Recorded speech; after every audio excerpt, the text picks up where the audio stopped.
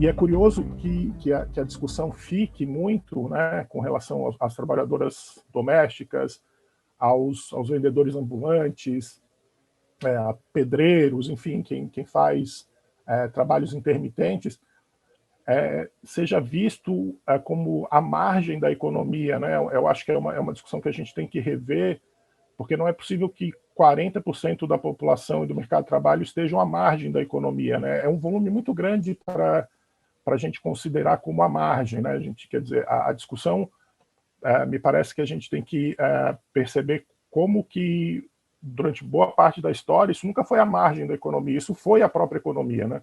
A economia do Brasil no século XIX e boa parte do século XX, ela é formada por esse exército de trabalhadores que hoje são considerados informais. E nessa medida, a discussão que eu quero apresentar aqui, né, é da gente pensar maneiras e como a pandemia chamou a atenção para como o funcionamento da economia depende, em grande medida, desse contingente de trabalhadores. Quer dizer, você não tem abastecimento de mercado, você não tem alimentação, você não tem limpeza de casa, você não tem limpeza de rua, sem esse grande exército de trabalhadores que a gente tende a ver em discussões de políticas públicas como a margem da economia, né? Eu acho que a grande discussão que a pandemia parece ter feito surgir com força é de integrar melhor e pensar numa maneira de ver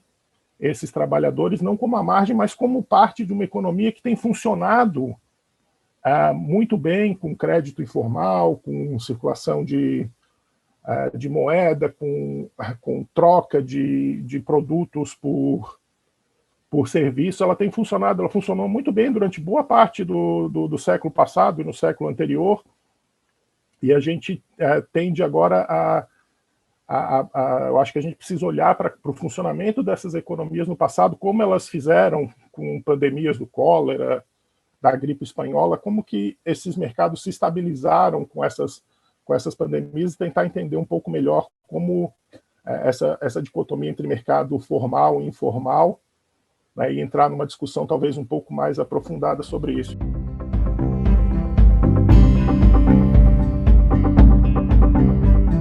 Durante la pandemia se acentúan las dinámicas neocoloniales de branquitud, de hipermasculinidad y del modelo familiar monogamista cis-heteronormativo, que son articuladas y apoyadas en el trabajo doméstico de las mujeres. Así, las desigualdades de género, raza y clase se acentúan durante la pandemia hasta el punto de que medidas de urgencias como el lockdown se hacen casi imposibles para millones de personas, como las trabajadoras domésticas, sobre todo las negras e indígenas en Brasil, que siguen teniendo que ir a sus trabajos todos los días.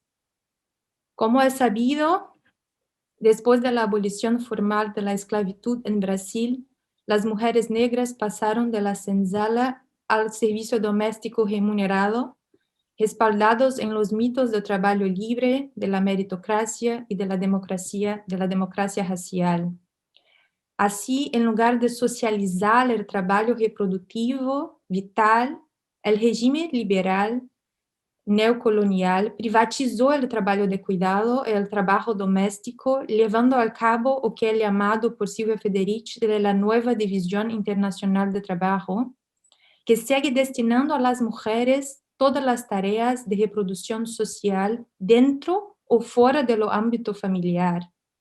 No por acaso Brasil no solo fue el país con el más largo y denso régimen de esclavitud del mundo, como también es el país con mayor contingente de trabajadoras domésticas hoy.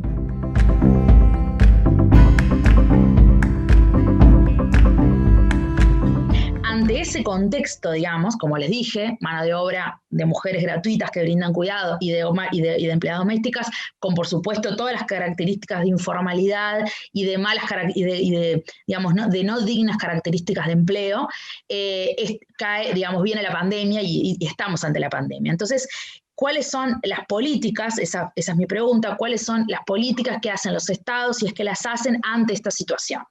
La mayoría de los países de la región no han generado políticas dirigidas a los cuidados específicamente, y la mayoría de las políticas, cuando existen, tienen que ver con este aumento de la violencia, el feminicidio en los países latinoamericanos, que por supuesto que es una situación atendible, pero poco se ha hecho, digamos, con respecto a los cuidados. Mirando con la fuente de información del Observatorio COVID que tiene CEPAL, identifiqué 5 tipos de políticas de cuidado que han hecho los países, los pocos países que han hecho, como les dije, son 11 países que han tomado alguna medida respecto a cuidados de toda América Latina y el Caribe. Y hay de 5 tipos. Hay unas que apoyan a los cuidadores no remunerados, ¿no?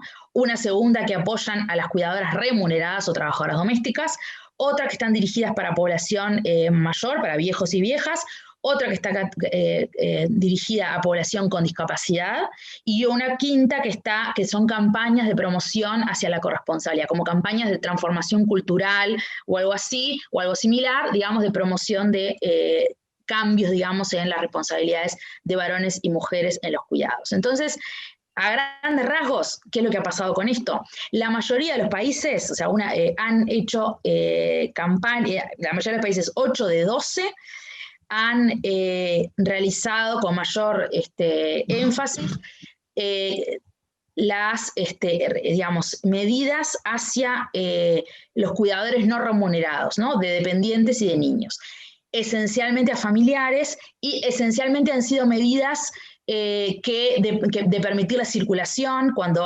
están al cuidado de un niño, niña o persona dependiente, y de exoneración y de licencias especiales, en el mercado de trabajo, ¿no? Casi todos los países, 8 de 12, han hecho algún tipo de medidas que permitan la ausencia en el mercado laboral ante el cuidado de familiares. Y la segunda gran medida que se hizo son las campañas de promoción de la corresponsabilidad, que eso se realizó en 7 de 12 países. En tercer lugar están las medidas dirigidas a las trabajadoras domésticas y de cuidados remunerados, que fueron aplicadas en 6 de 12 países, es decir, solo 6 de los 30 países más o menos de América Latina aplicaron alguna medida respecto a las trabajadoras domésticas.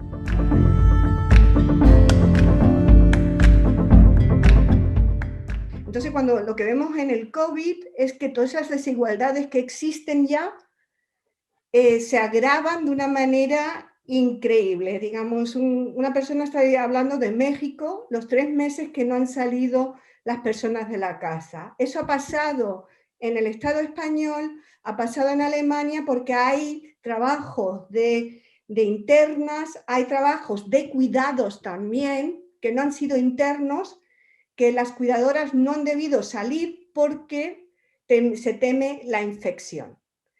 Dentro de no ser remuneradas y dentro de no formar parte del Estado social europeo de bienestar y de regularización, digamos, de lo que es el seguro social, porque no lo tienen.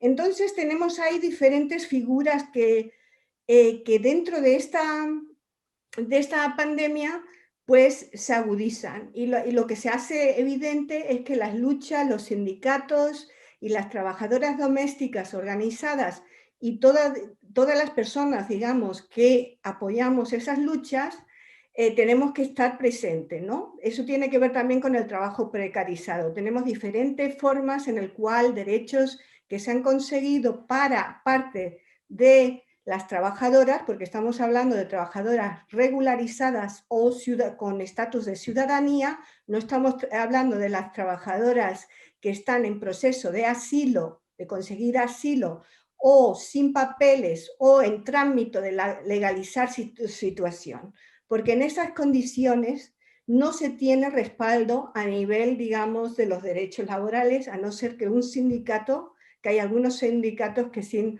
lo están trabajando, el tema de descoplar lo que es, digamos, un empleo de lo que es los derechos de ciudadanía. Entonces yo creo que eso es importante, pero sobre todo lo que es importante es de considerar el trabajo doméstico y el trabajo de cuidados un eje vital y constitutivo de nuestro planeta, de nuestras vidas. Estamos hablando de una cosmología.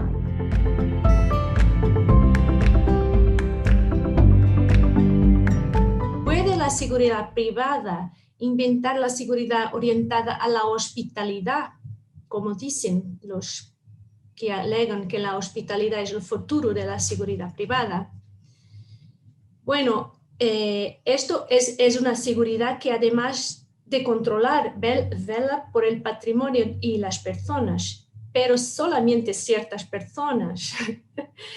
Por tanto, ¿cuáles son los costos sociales de este giro hacia la seguridad privada? Porque también tiene costos sociales.